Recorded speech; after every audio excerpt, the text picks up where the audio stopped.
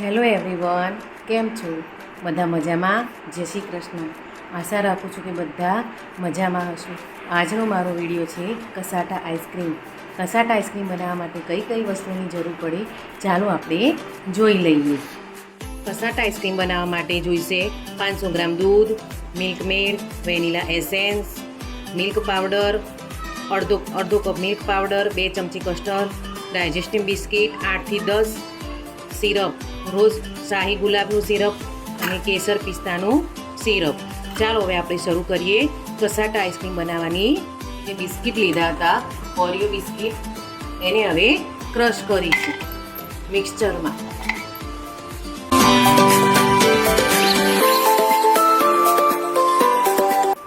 જોઈ શકો છો કે હવે આપણા બિસ્કિટ ક્રશ થઈ ગયા છે.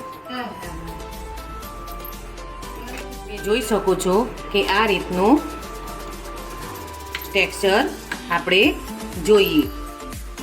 હવે એમાં આપણે બટર હોય તો બટર કે બે ચમચી ઘી નાખીને એને સરખી રીતે હલાવી લઈએ. કસાટા આઈસ્ક્રીમ બનાવવા માટે કસ્ટર્ડ પાવડરમાં 2 કે 3 ચમચી દૂધ નાખીને બરાબર હલાવી રહેવું કે જેથી એમાં કોઈ પણ જાતનું લમ્સ રહે નહીં.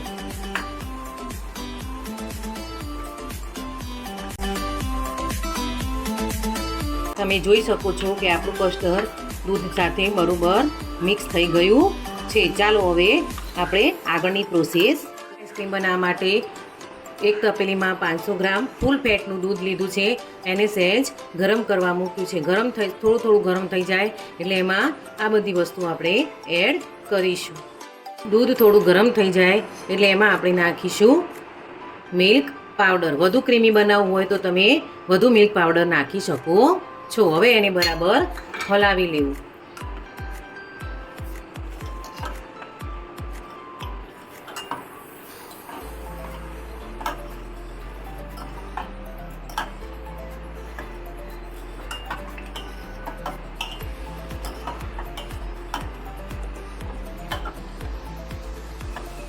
બરોબર હલાવી લેવું કે એમાં કોઈ પણ જાતના લમ્સ કે કઠ્ઠા રહે નહીં, એનું ધ્યાન રાખવું. દૂધ સહેજ ગરમ હોય પછી જ એમાં મિલ્ક પાવડર ઉમેરવો. નોર્મલ ટેમ્પરેચરમાં મિલ્ક પાવડર ઉમેરવો નહીં કે જેથી એમાં લમ્સ પડી જવાના ચાન્સીસ વધુ રહે છે.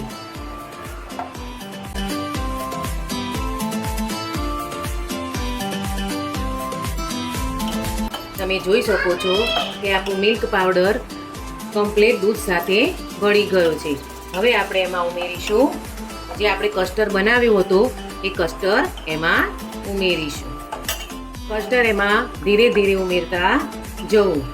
જોઈ શકો છો કે ધીરે ધીરે એક સાથે બધું ઉમેરવું નહીં, ધીરે ધીરે એમાં ઉમેરતા જવું કે જેથી બરાબર મિક્સ થઈ જાય.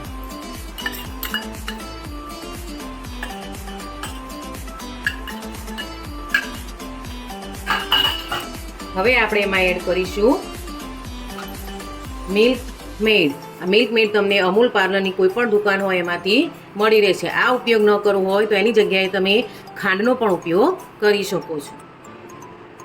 મિલ્ક મેડને પણ ધીરે ધીરે અંદર ઉમેરતા જવું.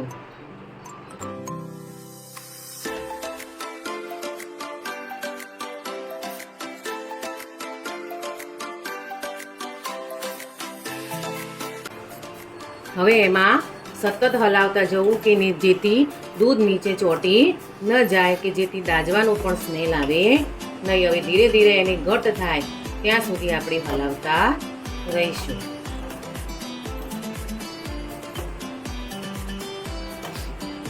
શકો છો કે આપણું આ દૂધ ઘટ થઈ ગયું છે. જો એ રીતે ખબર ના પડે તો આ રીતે ચમચો અંદર ડબોળી અને પછી આમ કરશો એટલે ખ્યાલ આવી જાય કે આપણું દૂધ ઘટ થઈ ગયું છે. હવે એને ગેસ બંધ કરી અને એને ઠંડુ થવા મૂકીશું. હજી ઠંડુ થશે ત્યારે હજી વધુ ઘટ થશે. ઠંડુ થયા પછી હવે આપણે આગળની પ્રોસેસ કરીશું. હવે આપણે 1 કપ વ્હિપિંગ ક્રીમ લઈશું અને પછી એને બીટરથી બીટ કરીશું. વ્હિપિંગ ક્રીમ ચિલ્ડ લેવાની, બિલકુલ ચિલ્ડ. આ રીતની નોન ડેરીની વ્હિપિંગ ક્રીમ તમને કેક ડેકોરવાળાની દુકાનથી તમને મળી રહેશે. બીટર મશીનના મદદથી તેને હવે આપણે બીટ કરીશું.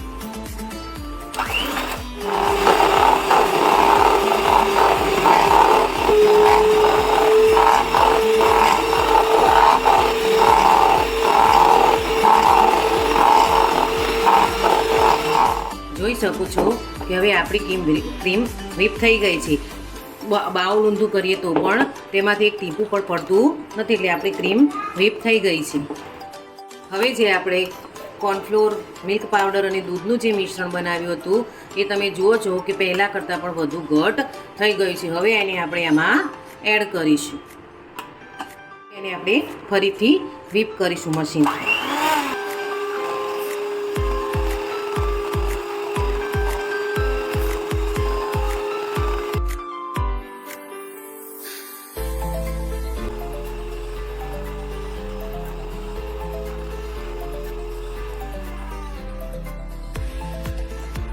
તમે જોઈ શકો છો કે આપણું આ મિક્સચર કેટલું ક્રીમી અને સરસ થઈ ગયું છે. આપણે જે આ મિક્સચર તૈયાર કર્યું હતું એને 3 ભાગમાં ડિવાઈડ કરીશું.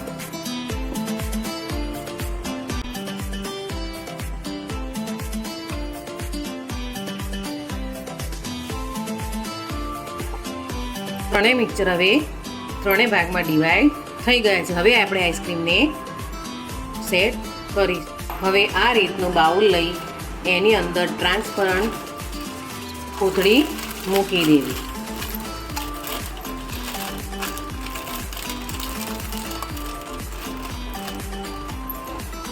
અને સૌ પ્રથમ આપણે બિસ્કિટનું બેટર અંદર એડ કરીને બરોબર સેટ કરી દઈશું.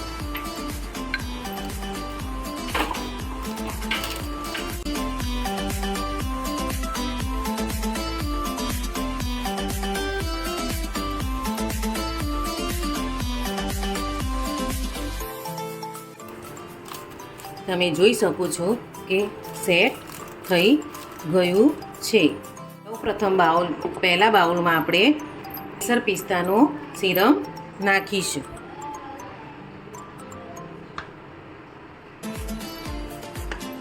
જોઈ શકો છો કે આ બેટરમાં આપણે કેસર પિસ્તાનો સિરમ નાખવાથી એમાં લીલો કલર આવ્યો છે. હવે આપણે પહેલાં આમાં એડ કરી અને 10 મિનિટ માટે ફ્રીજમાં સેટ કરી. જોઈ શકો છો કે આપણું પહેલું લેયર ગ્રીન કલરનું કર્યું છે. હવે આ ફ્રીજમાં જશે સેટ થવા માટે. આને લગભગ 10 થી 15 મિનિટનો સમય લાગે. બીજામાં આપણે હવે વેનીલાનું એસેન્સ નાખી અને એને સેટ થયા પછી એના ઉપર આનું લેયર પાથરી. ત્રીજા બાઉલમાં જે છે એમાં શાહી ગુલાબનું ક્રશ હું એમાં મિક્સ કરીશ.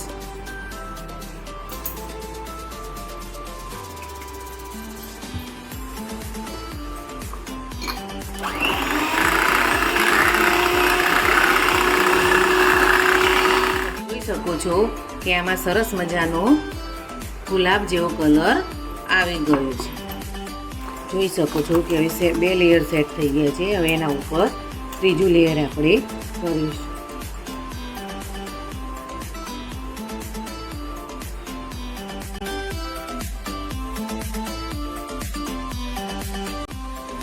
હવે આ રીતના કાજુ બદામના જે ઝીણા ઝીણા ટુકડા કરીને એની ઉપર આપણે આઈસ્ક્રીમ ગાર્નિશ કરીશું.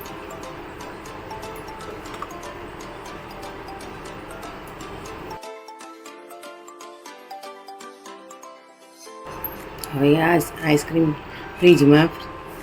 ફ્રીઝરમાં જશે સેટ થવા માટે. આને સેટ થતાં સમય લાગે છે 7 થી 8 કલાક.